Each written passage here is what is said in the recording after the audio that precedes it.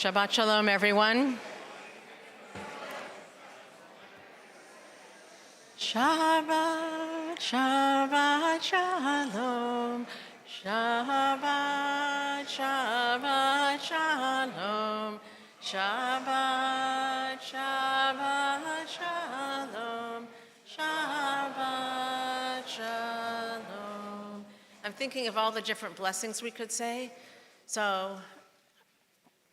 And when we end the Amidah, the part that Tom always leads so beautifully, we sing, Baruch atah Adonai mechayeh hakol. Blessed are you who gives life to all. One of the variations of that blessing is who gives life to the dead. Mechayeh metim, mechayeh hametim. So when you haven't seen someone in a long time, you say that blessing, like, blessed are you who resurrects the dead. You know, it's just great to see somebody you haven't seen in forever. So that's one of the blessings. So, Baruch atah Adonai Eloheinu melech haolam mechayeh hametim. The other one is for life. Baruch atah Adonai Eloheinu melech haolam Shehechianu v'kiyamanu v'higianu lahazman hazeh. So a beautiful evening has brought us back, but actually it's Rabbi Larry Hoffman who has brought us back. Many of you know him, many of you have studied with him. He's not only the scholar of Jewish liturgy, and he's also a rabbi to rabbis. And it is my greatest honor to welcome you, Larry, back to Kol Ami. Welcome.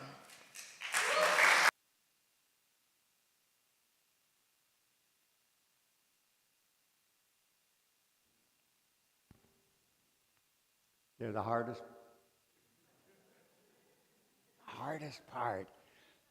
part of my job has been done. I turned the button on. I was outside when I arrived, and people said to me, gee, you're in a suit. You're a little overdressed. Well, here's why. I said to myself, all through COVID, I mean, I used to visit congregations all over the country to do this, right? Then came COVID, and it was on Zoom, and you didn't dress in a suit. And then I remembered I have this occasion, and you're all coming back. And I thought, well, this deserves a suit. Now I had to figure out how to put one on. And then I needed to have a tie. Now I used to be able to tie a tie automatically. But this time, I wasn't quite sure how to do it. And then when I got here, I was really glad that I had a suit and tie on, because that way I would know I was the speaker. I'm used to sitting and gaining so much from this congregation. You know, Tom is here somewhere, I know, and Shira. Yeah, I mean, two of the rabbis I admire most. And to be in your place is always a treat. And services were so beautiful. I could have just gone home after that and spent Shabbat. But I hope you enjoy what we're going to do next, because I am. You are going to enjoy it. We're going to talk about a prayer called Unatana Tokef. Remember, we called this thing, who shall live and who shall die? Really? Because that's what that prayer is. How many people remember that prayer? I mean, how many people it's not familiar to? A few people probably. So this is a prayer that you sort of get used to on Rosh Hashanah and Yom Kippur. I'm going to give you its background a little bit, and I'm going to talk about a fascinating story about it. Not of it all. There's going to come some advice on how you can get the most out of services altogether. So first of all, just a little background, which I'll just tell you orally. I wrote it on page 2 actually, because I don't know how to start numbering other than at the front page. I haven't learned that yet. But anyway, but the Talmud, I think, starts on page 2, so it's okay. So this is page 2. The first paragraph gives you all the background you need. Don't read it yet. I'm going to tell you in general. It's simple, okay? Basically, you know the Amidah. Have you ever been in services and it's a holiday, and you don't know what page you were on? Yes. Nor do you care after a while. And you say, well, eventually they'll get to something that I know. That is because for many, many centuries, Jews wrote poetry which they stuck into the middle of the prayers that you are familiar with. And they saved all the most difficult ones for Rosh Hashanah and especially Yom Kippur, because you got all day, what are you going to do anyhow? And so they just fill the book with all kinds of poetry. Anybody grow up in a traditional shul with a big, thick machzor? Yeah, well, you know, there really you get lost, because it's all one page the same as the next. It's all Hebrew. Mostly you know when you're reading a Hebrew poem for the high holidays by the fact that even if you read Hebrew, you can't pronounce the words very well, because it's in poetry, right? So one of the poems that was written, and we're going to figure out why and when and how, is called the Unatana Tokef. And it's everybody's favorite prayer, or just the opposite, everybody's least favorite prayer. And either you go to the services and say, thank God, this prayer, the familiar one, is here, or else you go to services and you say, do I have to sit through that again? So let's look at it together. I have the original here translated, and so we're going to start with reading the prayer. I think you're not all mic'd, so I can't ask you to read it. So you'll pretend you're the volunteer, but it'll come through me. I will channel you. All right? Here we go. Let holiness rise up to you, for you are our God King. That's just the first line of this particular prayer. And the reason for that is this prayer is a special climactic part of the 9-part poem.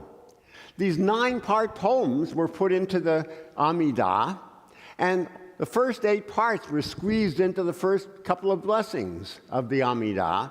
The 9th part, the climactic one, the most important one, was put in the Kedusha, you know, holy, holy, holy, just before the Kadosh, Kadosh, before the end of it. And it is called, you'll need this word later on, it is called a siluk. I'll remind you, don't worry. It's called a siluk, which is from the Aramaic to go up. And so it's like the prayer was going up to God as a sacrifice. No longer do we have sacrifices at the temple. And so they wrote these poems as if they were sacrifices to God, offerings to God with our lips. And the final part goes up to God with our kadosh, kadosh, kadosh, like the angels, and gets offered to God. So this is a siluk, and the first line gives it away, because it says, let holiness rise up to you. Okay, now the prayer. Let us, I know what we're going to do. As you come to things you really, really like, I want you to put your thumbs up. All right, let me see you practice that. Thumbs up. Hey, good, good. The next part's just a little harder. If there's part you don't like, thumbs down. All right, now, we need a thumb counter. Yes, we need a thumb counter. So Shira is going to be our thumb counter. So what she's going to do is just kind of look and kind of eyeball the congregation here. And if she sees more than 10 or 15 thumbs going up, she'll stop me. And if she sees more than 15 thumbs going down, she'll stop me. And that way we'll kind of get a sense of what you like and what you don't like, okay? Now, in order for her to see it, you got to put your hand up high. Thumbs up, thumbs down. All right. Thumb counter, you ready? We didn't take a course in thumb counting in HUC, did we? No, all right. But you learn quickly, I'm not worried. Here we go. Let us acknowledge the power of this day's holiness, for it is full of awe and dread. On it... Up. Okay, good, good. You like the dread and the awe? All right.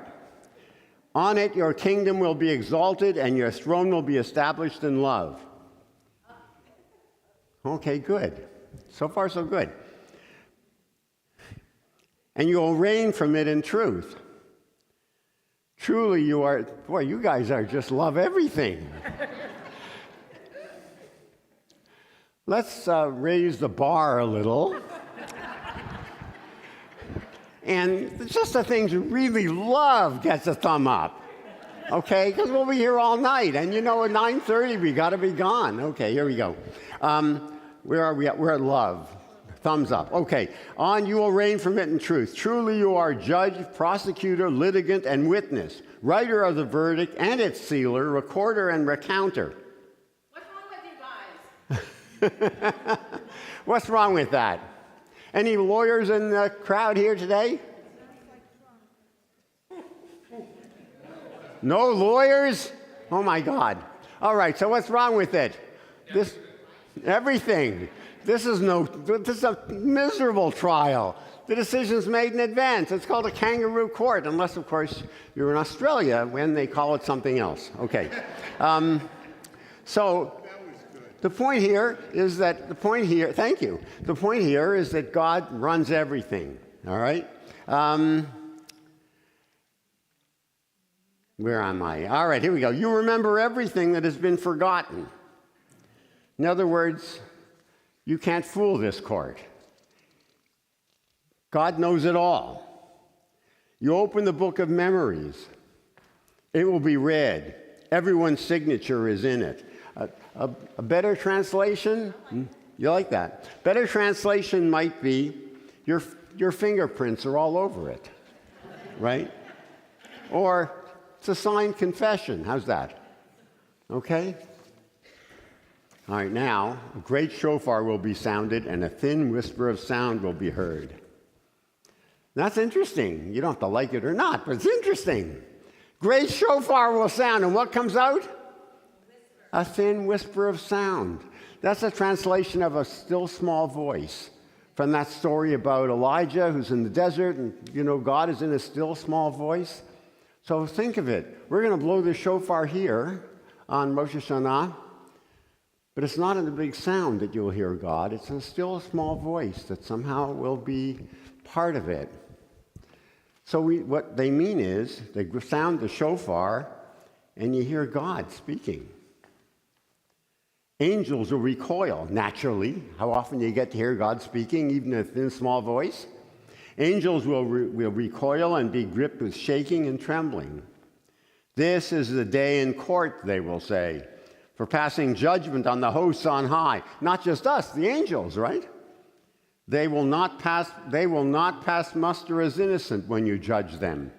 Even the angels, all the more so us, right? And so, all who enter the world must pass before you like sheep. Or actually, another translation depends on how you read the Hebrew. The original is not like sheep, but it's like soldiers on review. God is, ever do this? Like you see in movies, right? The general or something walks by and everyone stands at attention. That's called passing muster. So all who enter the world must pass before you like soldiers on review. As a shepherd searches for his flock and has his sheep pass under his staff, so too will you record and recount and review all living beings as you have them pass by. And you will decide the end of all creatures, writing down their sentence. What do we got? We got a nose or? Down. Okay, well, we're getting to that part, aren't we? On Rosh Hashanah it will be written, on Yom Kippur it will be sealed. How many will pass on and how many will be created? Who will live and who will die? Who at their proper end and who not? Who by water and who by fire? Who by warfare, who by wildlife? Who by hunger, who by thirst? Who by earthquake, who by plague? Who by strangling, who by stoning? Who will rest, who will wander? Who will be tranquil, who will be troubled? Who will be calm, who will be tormented? And who will be exalted and who will be humbled? Who will be rich and who will be poor? Hint, hint. Yeah. So that's the part we mostly don't like. I mean, does anyone believe that? Like on that day, it'll all be decided? So this is the part that was so troublesome for people that, in fact, Reformed Jews left it out of their prayer books until relatively recently when we put it back in. Why did you do that, you say? Well, we'll figure it out, maybe. And this part you're going to like. But repentance, prayer, and charity help the hardship of the decree pass. Notice it doesn't change the decree, but you're able to stand it. You're able to manage it. And that's interesting. When bad things happen in life, presumably, repentance, prayer, and charity can help. So goes the prayer. Now your glory is like your name, slow to anger, quick to forgive. You do not want the dead to die. I think it should be the dying to die, but never mind. But for them to turn from their path and live. You wait until the day they die, accepting them immediately if they return. Repent. Truly you are their creator, and you know their nature, for they are flesh and blood. Their origin is dust, and their end is dust. At great peril they gather food. They are like shattered pottery, like withered grass, like a faded blossom, like a passing shadow, like a vanishing cloud, like blowing wind, like blowing dust, like a dream that will fly away.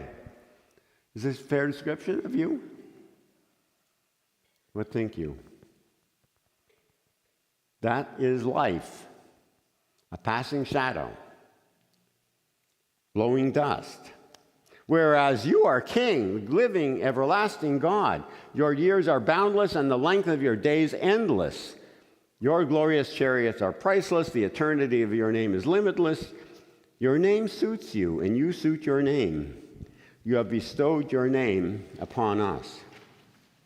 Now, is this how many people think this is a negative view of human nature? How many think it's a positive view of human nature? How many don't think it has anything to do with human nature? What would make it negative? We're sinners. Every Rosh Hashanah Yom Kippur, one more strike against us. If we repent and so on, we're okay. Doesn't mean they change the end result. It just means we'll manage it better. And we really don't live very long, do we? We're a passing shadow. This is really kind of a realistic view of who we are in the grand scheme of time. And yet there are a couple of things that stand out in the prayer that don't get mentioned so easily, so quickly. My colleague, Rabbi Maggie Wenig, has studied this prayer probably more than anybody else I know. And she has pointed out a couple of things. First of all, she notes, what do you think of this? Your name suits you, and you suit your name. You know anybody who their name suits them? Like their name is Joy, Mercy, I don't know, what are people called? And you say, yeah, that's who you are, actually, right? So God's name, whatever that is, we don't know how to pronounce it, suits God. And God is eternal. That's the main thing, right? See the line? Your years are boundless. Your name suits you, and you suit your name, meaning God is eternal, but look, you have bestowed your name on us. Huh. So after all that, yes, we will die. Yes, we are just a flick in time compared to eternity.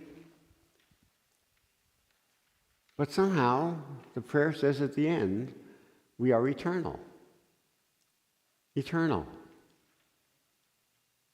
Just recently, Rabbi Wenig wrote a lovely sermon in which he pointed out that the word dust is used positively and negatively in Jewish tradition.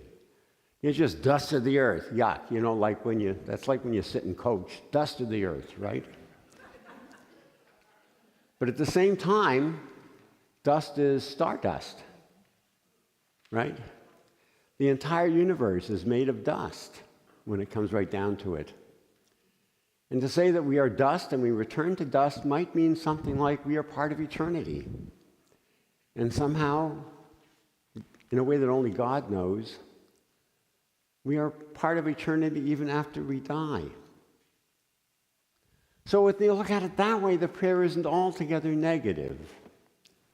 Even though the part that you made thumbs down about, hey, on Rosh Hashanah, Yom Kippur, it's all decided whether you starve or whether you're, burned to death, which, where the climate's going, you can understand that, right?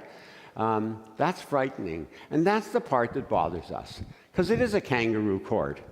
So the end may be fine, despite the fact that you're going to die. You're part of eternity. But, gee whiz gosh, is it all decided today? And don't we even get a say in it? And we've already signed the confession? And now we're in trial, and they say, well, what have you got to say for yourself? Not that you have a say. I'm going to tell you.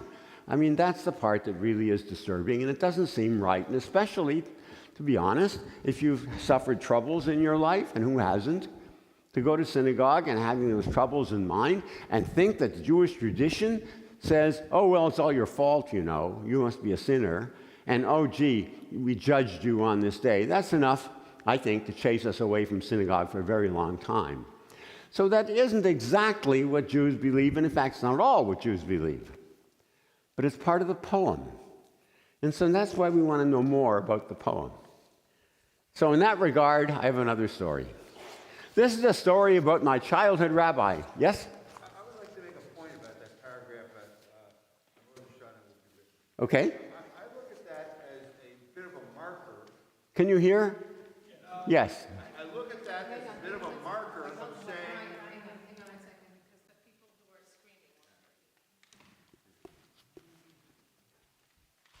screaming. I look at that as sort of putting us on notice of saying, okay, reflect on the recent past, think about the goods and the bads that you've done, and think about the debits and credits that you've put on your account, and hopefully you have more credits than debits, and if you don't, then right your ways.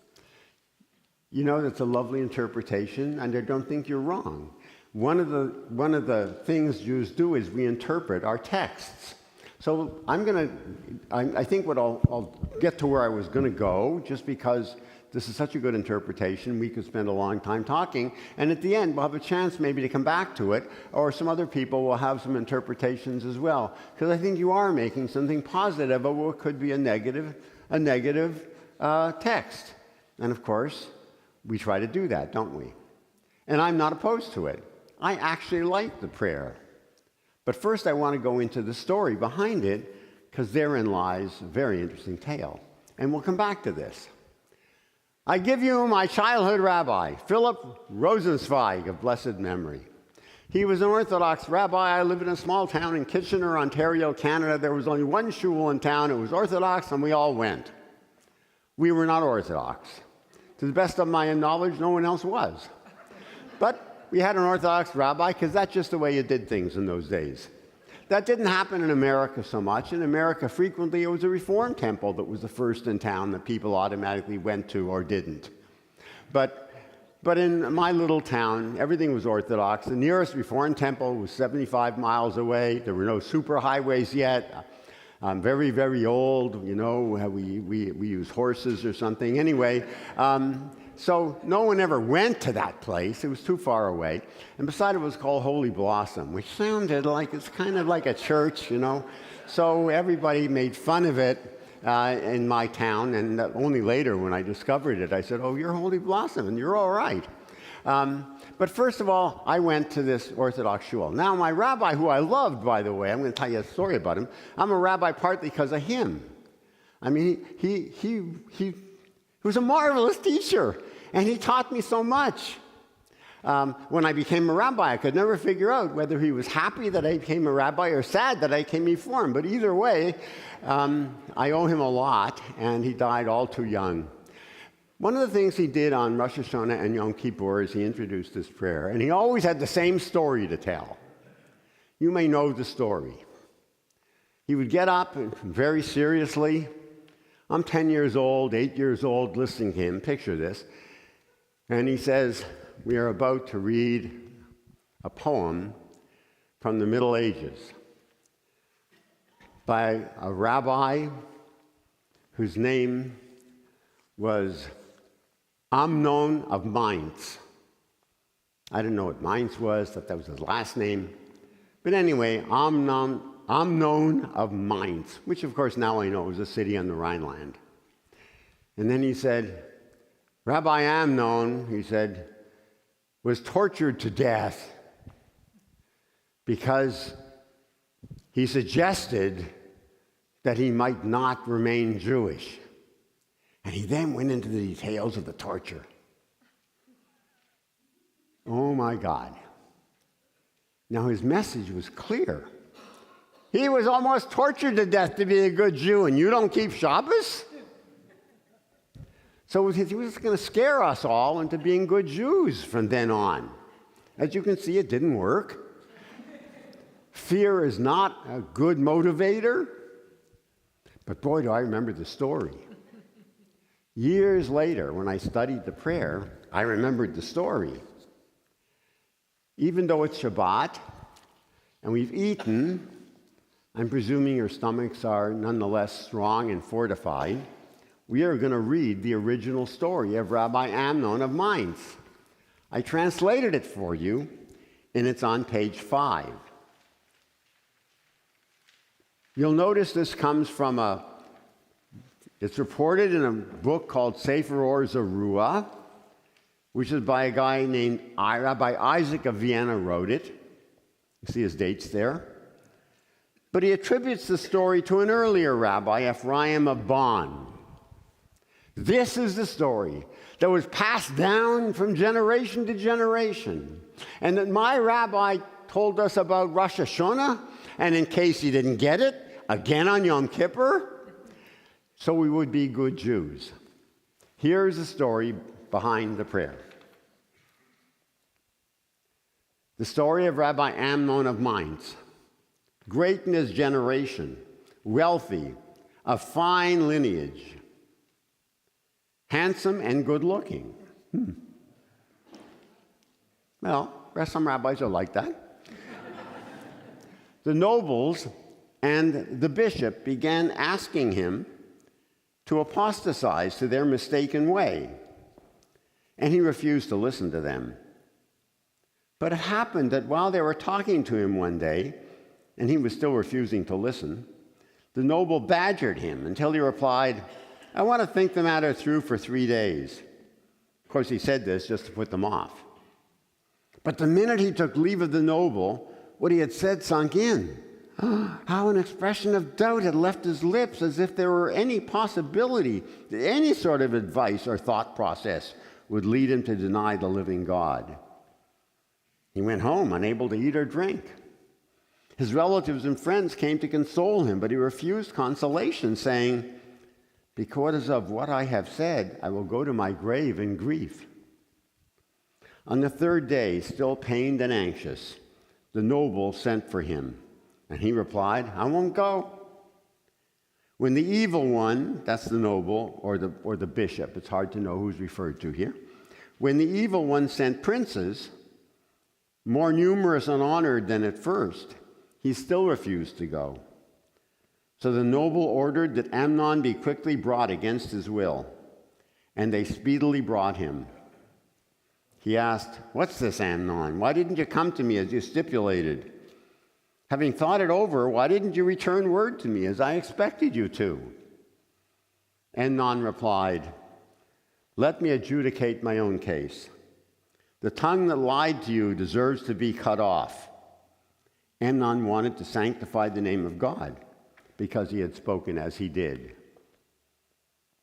"No," the bishop responded, "not your tongue will I cut off, it spoke well, but your feet that did not come when you promised, and I will torture the rest of your body."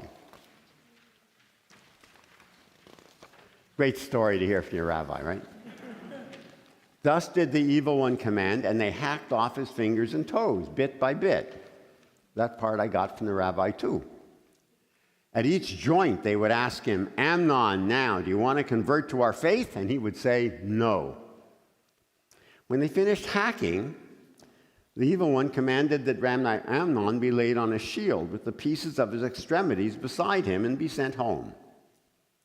That is why his name is Amnon, because Hamin, you see the play on words? Mem, nun, nun. You get Amnon and Amin, the Mem Nun rather. Can you hear it? Amnon, Amin, right? It's a play on words here. Because Amin, that means he had faith. He had faith in the living God and suffered horrendous torture out of love, just on account of something he had said. Sometime later, the time rolled around for Rosh Hashanah to arrive, and he asked his relatives to take him to the synagogue, along with all the finger and toe joints, which had been salted, and to lay him next to the prayer leader. They did so, and when the prayer leader got to a particular, piyut is the name, means poem, when he got to a particular one of these poetries I was talking about, poem, in the Kedusha, Rabbi Amnon said, "Wait a minute while I sanctify the name of God." In a loud voice, he then responded, "Therefore let holiness rise up to you." Remember, that's the first line, right? As if to say, I have sanctified your name with regard to your sovereignty and your unity. Then he recited, Unatana Tokev Kedushat Hayom, the first line. The rest of the prayer he says now.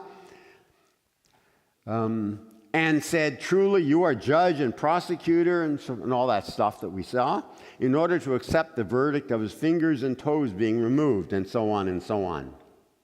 And then he mentioned everybody's signature is in it, since that was the fate determined for him on Rosh Hashanah.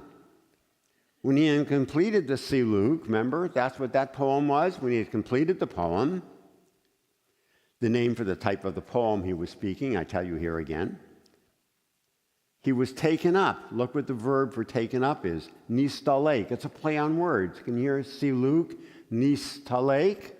So there's a play on words with the name of the poem to tell you what happened afterwards, how he actually died. He went up, Nistalek. And in the sight of all present, he disappeared from the world and was no more. He just floated off into heaven. Of him it is said, how much goodness you have stored up for those who love you. Well, because of the truthful words that Amnon had offered up, he was invited into the yeshiva on high. He goes to heaven, right? As you'd expect. On the third day, after he was ritually washed and purified, he appeared in a night vision to our Rabbi Kalonymus. How many people know a Rabbi Kalonymus? Not a lot, but watch. Rabbi Kalonymus, son of Rabbi Moshe, son of Rabbi Kalonymus. Oops, sorry, I just skipped a line. Rabbi Kalonymus, son of Rabbi Meshulam, son of Rabbi Kalonymus, son of Rabbi Moshe, son of Rabbi Kalonymus. Lots of Rabbi Kalonymuses. The Kalonymide family was the family that founded Italian Jewry, and the Italian Jewry moved across the Alps and founded Rhineland Jewish communities.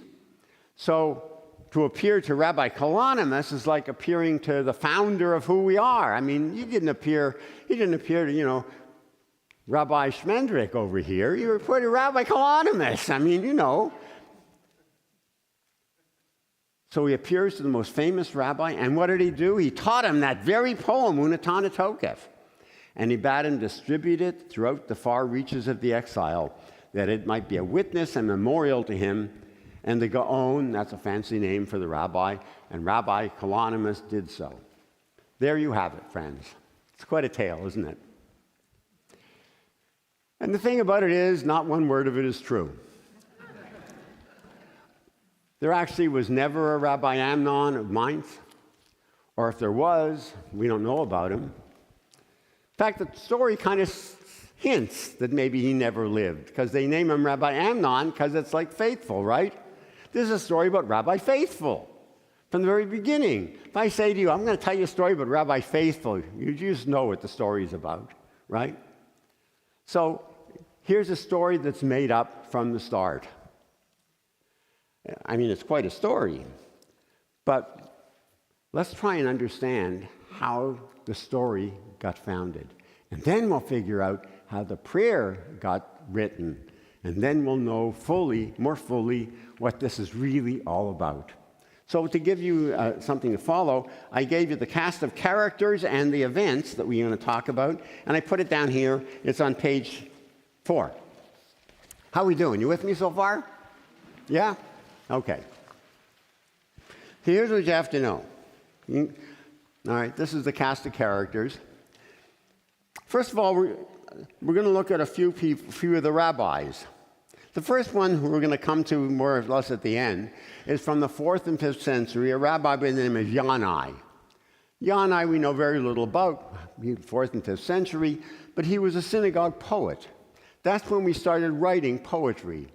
This poetry, Unatana Tokev and all that other stuff that you get lost in on the high holidays, that stuff was written beginning in the 4th and 5th century, and then it continued to be written throughout time. Other people wrote it in Italy, and then when they moved to Germany, they wrote it. Meanwhile, in Spain, the Spanish Golden Age, we had a lot of poets. So we have lots of this poetry now. Only a small amount of this poetry actually has come down to us. Most of it we know from manuscripts. So in libraries, there are tons of other poems that didn't make it into our Machzor just by chance. But the stuff that made it into our Machzor comes from people from Yannai all the way on through the Middle Ages. We'll get back to Yannai. Turns out about the same time, there's a man by the name of Romanos, who had nothing to do with our liturgy at all, but probably did come from Jewish background, but he found his way to the church. And he became one of the most important church poets about the same time. So what you can see is Jews and Christians frequently, if we live in the same area, we tend to do the same things at the same time. And so we think that we always were enemies of Christians who were persecuting us, but that was not the case. 5th and 6th centuries, we got along pretty well, and what they were doing for their services, we did for our services. So Romanos was writing poetry for the church at the same time that Yannai was writing poetry for the synagogue. Jump ahead to the 12th century. We're going to talk about Rabbi Ephraim of Bonn. Remember, he came up, right? He's connected with the story. And Rabbi Isaac Orzarua of Vienna. To remind you of that, let's just look back at page 5. You can see the legend of Rabbi Amnon is from a book called Orzarua, which is by Rabbi Isaac of Vienna. So he's called Rabbi Isaac Orzarua of Vienna. He's called by the name of his book as well. And the story is attributed to this Rabbi Ephraim of Bonn. So my Rabbi Rosenzweig was telling me a story that he got from Rabbi Isaac Orzarua, who got it from Rabbi Ephraim of Bonn. That's the tradition, that's the way it passed on. Okay, so we're going to look at those people. We're back now to page 4. What's the context? The context is the Crusades. In 1095, for a variety of reasons, the First Crusade was called. Now, the First Crusade had several waves of people. The official army didn't start off the crusade. The unofficial army was a bunch of peasants, people who ran off because they were excited about the possibility of going to war and booty and maybe doing some good things for their religion, who knows. But they all ran off. Now, when they got to the Rhineland, including the city of Mainz, they stopped for a while. They were on their way to the Holy Land, and they were going to pass through Byzantium, which is Constantinople, to get there. But they didn't have a map. It's like kids in the car on a long journey. After 10 minutes, are we there yet? Are we there yet? So they stopped off in Rhineland, and they said, are we there yet? Are we there yet? And they were told, no, it's not time to kill the Muslims yet. There are no Muslims around. So what they did instead is they killed Jews. That part is true. So Jews in the Rhineland were decimated in 1095, 1096. This was a terrible, terrible decimation. It was like the Shoah to us. We have stories about parents who killed their children, their own children, and then killed themselves because they didn't want their kids to fall into the hands of the Crusaders. I mean, it was awful, awful, awful. And as we remember the Shoah, they remembered that for centuries. It was what haunted German Jewry for a very, very long time. One of the ways they explained it, however, why did this happen, they wondered. I mean, you look for meaning when terrible things happen. And so they decided that at least dying as they did, it was for the sake of the sanctification of God's name, whatever that may mean. It's as if they were being offered up as to say how holy God was. They were the sacrifice. People began writing sacrificial poetry, talking about how all these people had died and they were all sacrifices to God. Most of that poetry didn't get into our liturgy. It's in manuscript form. But you can picture now great decimation, And the people think that they're dying to sanctify God's name. This is starting to remind you of the story, right? Rabbi Faithful, right, who sanctifies God's name, all right? In 1099, the First Crusade ended, as it were, with the Latin kingdom of Jerusalem. The Christians established a kingdom in Jerusalem over all of the Holy Land, pretty much, all of Israel. And then in 1144, like half a century later, sort of, there was a Muslim counteroffensive in Asia Minor. This is a war that goes back and forth for 200 years. And in 1146, there was a second crusade. Again, there was carnage in Rhineland Jewry. 1177, you have Rabbi Ephraim of Bonn, and he writes a book called Book of Memory. And it's a memorial to all the Rhineland Jews who had died as martyrs. He says, the slaughter was so great that the day after, the bishop ordered the remains of all the slaughtered saints, note saints, people who sacrificed themselves to God, the remains of all the slaughtered saints to be loaded onto wagons along with their severed limbs, hips, shoulders, fingers, and toes so they could be buried. And then in 1187, Saladin comes back, and he's this Muslim conqueror. He destroys the Latin kingdom of Jerusalem. And then to continue it, you see in 1260, top of the page, next. Isaac ben Moses of Vienna, this is the next century, writes Or Zarua, and he gives you the story of Rabbi Amnon of Mainz, and he says it was by Ephraim of Bonn. Why did Ephraim of Bonn come up with the story? I mean, it wasn't that it was true. It was a morality tale. It was intended for his time. And what he hoped to do was to tell Jews who had died that they hadn't died for nothing. He also wanted them, however, not to become Christian. He wanted them to stand up for their faith no matter what. So he gives you the model of Rabbi Faithful. It's a morality tale that we should all be Rabbi Faithful. And we shouldn't convert.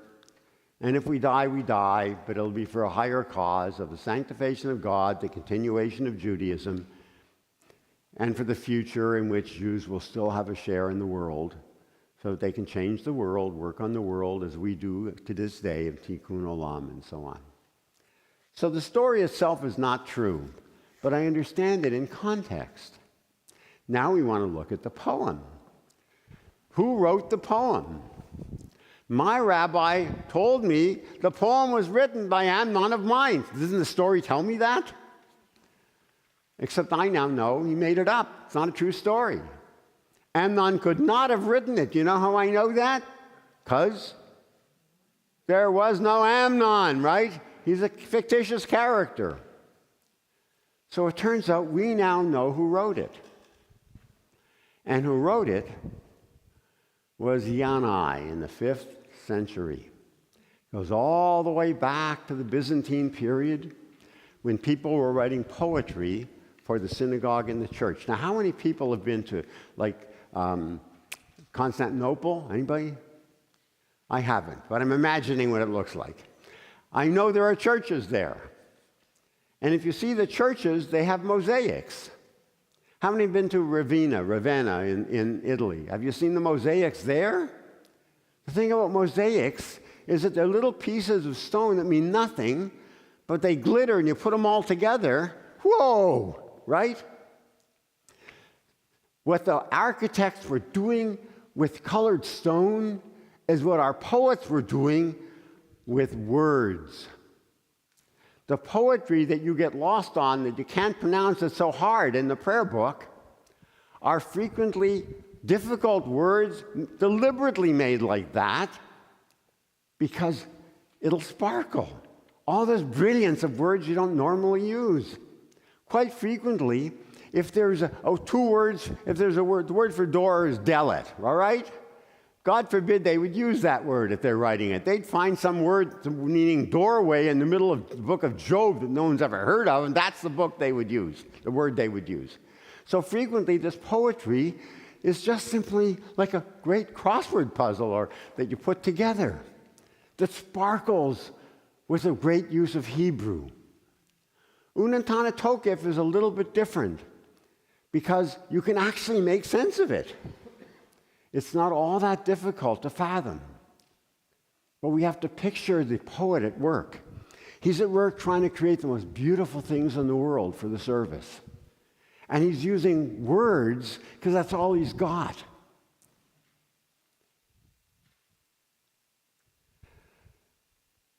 Now, this kind of creativity is extraordinary. And it's worth comparing the work of Yanai, this poem, with a similar poem by Romanos. Remember him? These two guys wrote poetry. They're almost the same poem. They both talk about, oh, it's a terrible, terrible day. God is judging us. Oh, my God. Even the angels are frightened, and everybody walks before God looks the same. The difference is that Romanos wrote a poem about the end of time when there's final judgment of humanity, in which case, if you've sinned, it's all over. You're going to hell. If not, then you get to go to heaven. And there's no way out. When this decision comes by God, you either make it or you don't. So, our poet writes a different kind of poem. This is a common theme. But our poet decides, no, it's not for the end of time. It's for every Rosh Hashanah and Yom Kippur. And guess what? There's sort of a way out. Penitence, prayer, and charity. Yes, in the long run, we don't know who will live and who will die. In the long run, we are a blip in the screen of time. In the long run, who knows when we'll die, what will happen. Any day can surprise us. That's true. But as things happen to us, we have at least some control in that penitence, prayer, and charity are the way to move forward through it all. Whereas in the Romanos poem, no one moves forward at all because it's all at the end of time. So I learned a couple of things. First of all, what I learned is that contrary to what my rabbi thought, all great things happen when we're being persecuted. That was the way I was raised. Jews are persecuted throughout time. Don't you know that? But somehow or other, we are the phoenix rising from the ashes. Good thing they're killing us because there'd be no ashes. Now we can be phoenix. Look what we can do. Nothing could be farther from the truth. The truth is, the greatest poetry came from a time when Jews and Christians knew each other and were kind of comparing notes. A time when Yanai had the freedom to just sit around and write poetry. When, to the best of our knowledge, nobody was decimated, and the Jewish community did just fine. And I insist on that because I think one of the messages for us on Rosh Hashanah and Yom Kippur is that we live in a time of Yanai. We live in a time when there isn't persecution. Yes, I know there's more anti-Semitism now than there was. I'm not making light of that, understand. But look at us. We're sitting here. Look at the freedom we have. Look at the means we have. Consider the education we have. We are, in a way, the largest, most educated, wealthiest Jewish community the world's ever seen. We can be writing poetry. It's our turn to be great Jews and to imagine a great world that we ourselves can make. Yes, our days are limited, but what will we do with our days? And so I take this prayer as a sign of what we can do ourselves here in the United States of America, our diaspora. Secondly, in terms of reading the prayers that we don't like, I now have a strategy. You've read books that you know are not true. They're called novels, fiction. And if someone says to you, what's the book about? You start to explain it. And as you explain it, it kind of sounds stupid. And so you say, well, you have to read it. You'll see, right? So I learned a long time ago, there is a strategy for reading novels. A strategy also for seeing operas. Operas are the best example. Only an idiot goes to the opera for the story. I mean, the story is the most ludicrous, stupid thing you'd ever imagine, except that at the end someone will die. But other than that, who can keep track of the fairy godmother and the aunt who knows a cousin who married by mistake the other cousin who actually comes from another family who however, was teaching the demon and you're sitting there listening to music and nodding and you're crying at the end. It is called suspension of disbelief. If you can't suspend your disbelief, you will get nothing out of fiction, nothing from the opera, nothing from music that you sing, because the words are often stupid. But if you suspend your disbelief and are carried away by the art of it all, you'll be amazed how it speaks to you. I now approach Unatana Tokef, knowing that it is a sign of a great Jewish era. I approach it as a piece of art. It's a poem, folks. It's not telling you literal truths on each line. It's fiction. But great fiction means great truths that you can't put into a single sentence, but that come to you through the poetry, and since we chant it, from the music. So if you just tune into the thing as poetry, and if you tune into the music, suspend your disbelief, and you'll be amazed at what you can get out of it. That's the only way I get through services. I know what the Hebrew means, and I don't always agree with every line of it. But it's like a novel.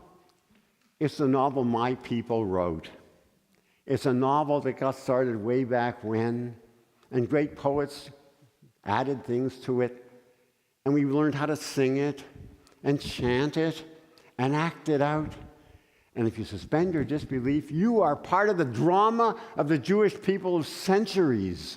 And that's why we go to services, to be part of that drama, to know that we were there. We are here now. They are with us. Their story is our story. Their lessons are our lessons. Their music, our music. Their tales, our tales. Their poetry, our poetry. And we take heart to say, what a tradition we're in. How wonderful to be able to have this.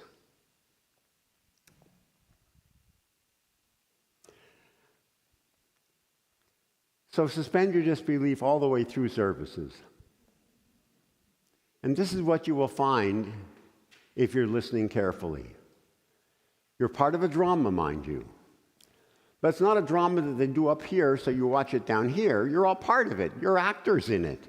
You get to be called up for an aliyah, You get to actually daven. You can actually sing the role. Don't try that. I don't recommend you try that when you go to a great opera. No, you don't want to sing along. But here you're entitled to do that because it's your words, your songs, right? So, I have had a couple of students working on the liturgy for me for a long time. When I was teaching, I constantly had them doing research. It's a good way to find things out, right? And two of the students had some tremendous discoveries, which I put together. I offer it to you now. If you look at the High Holiday liturgy, one of the things that stands out is the sound of the shofar, right? You can hear it, right? Can you hear it in your head?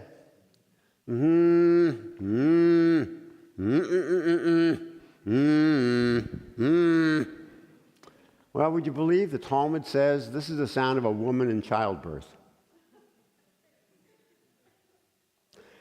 And then they say that in fact the Rosh Hashanah is the birth of the world. See the parallel? In fact, the real translation is, it's the conception of the world. So it's all about conceiving the world and a new world being born. Rosh Hashanah is just like every other Rosh Chodesh, but the most important one. It is a woman's holiday. And you don't appreciate it unless you see that the rabbis themselves, who are not necessarily always interested in women's well-being, shall we say, spiritual well-being, nonetheless, they themselves say, this is a story today that women understand best. It's a story about giving birth, as if God birthed the world.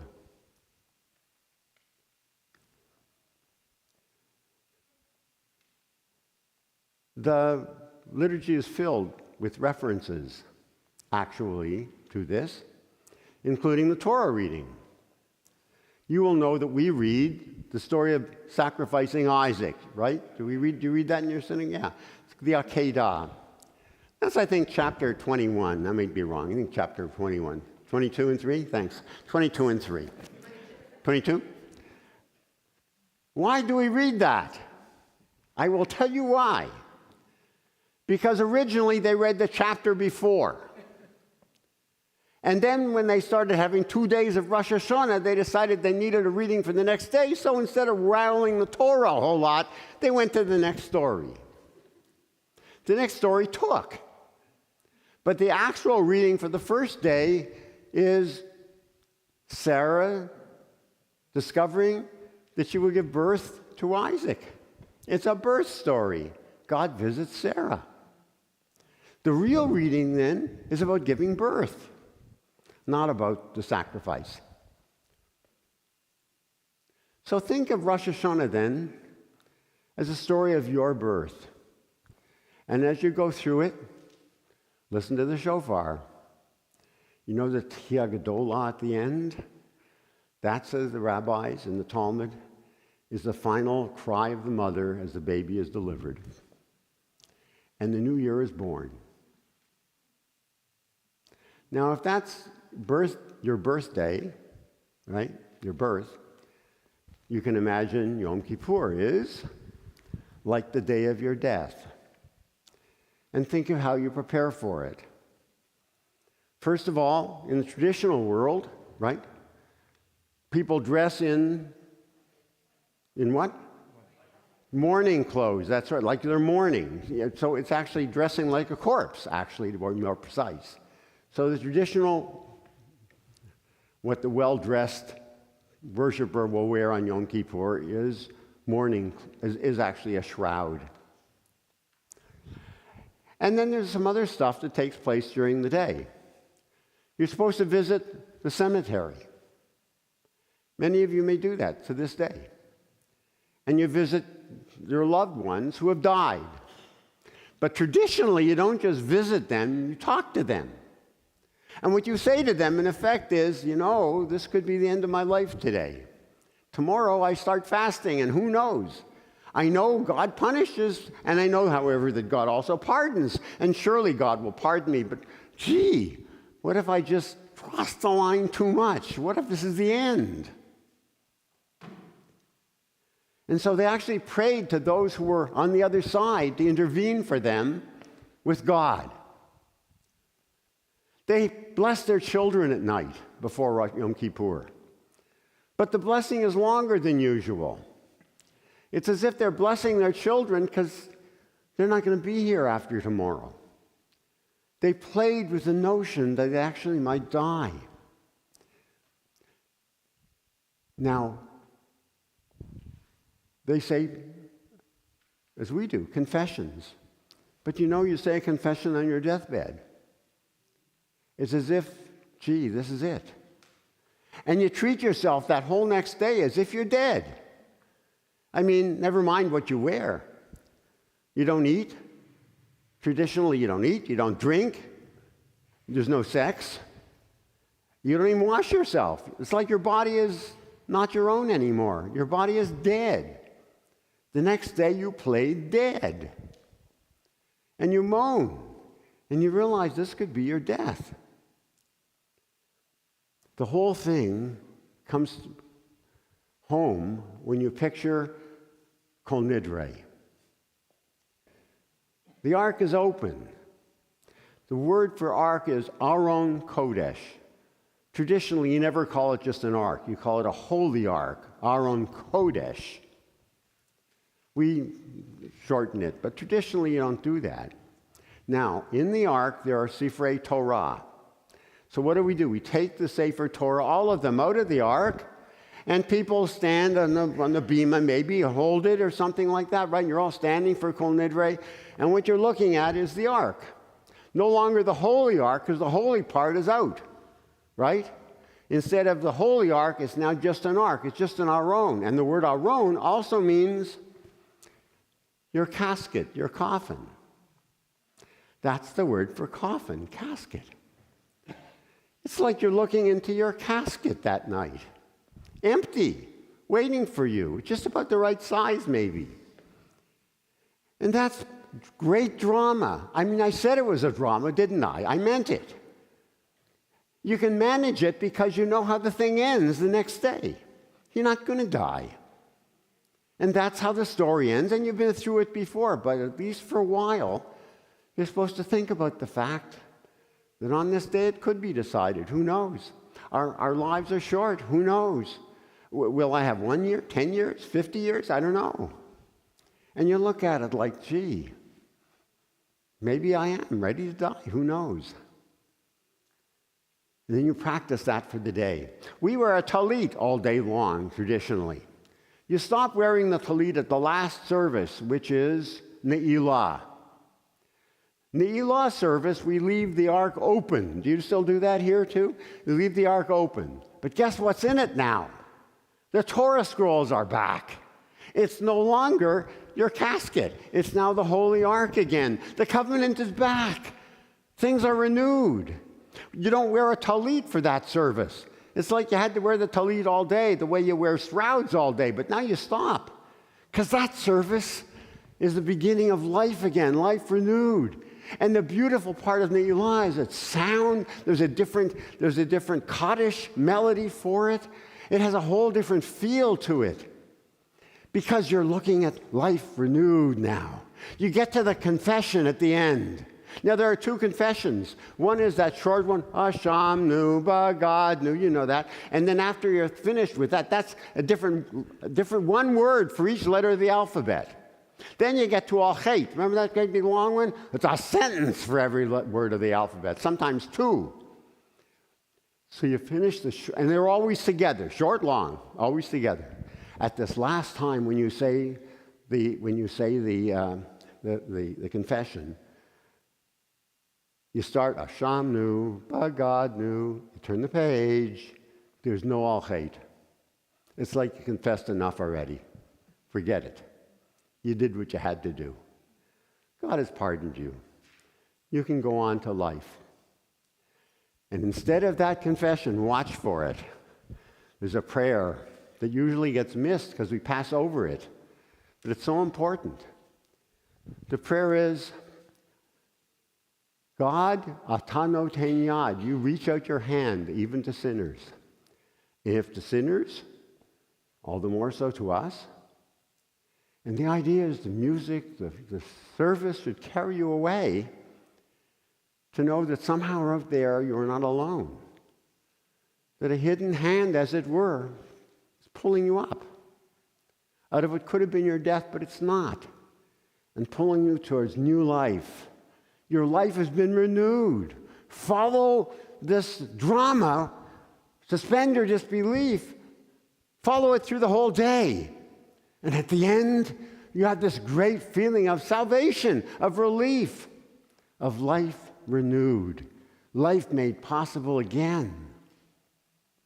And what's the last sound of the shofar? The last sound, in fact, of the whole service.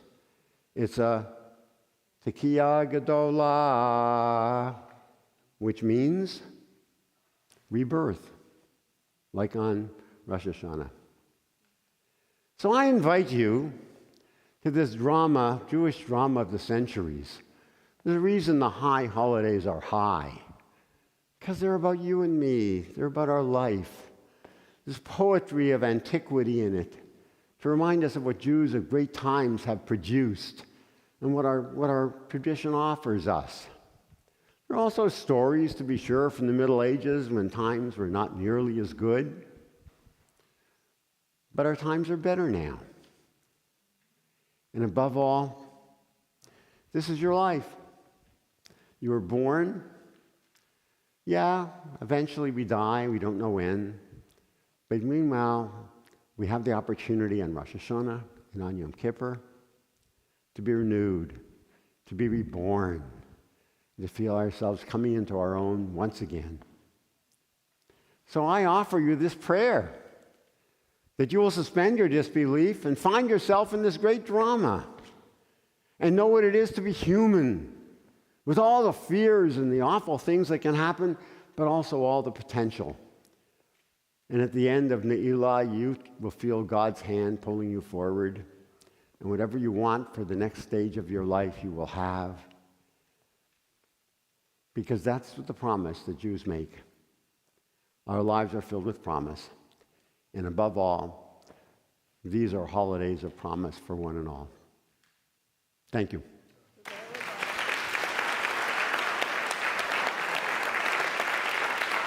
Thank you. Thank you.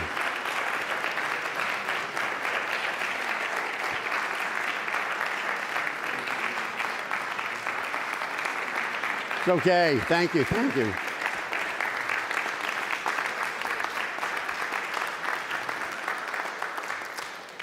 I think it's late, and so we maybe shouldn't take questions. What do you think? It's up to you. I saw some people are willing to leave. Thomas. First of all, I want to thank you for bringing me this beautiful ride to the holidays that just kind of framed it and elevated it, and it's going to help me this year. But a particular question, the idea of suspending your disbelief, should that come mostly when the president is asking for money?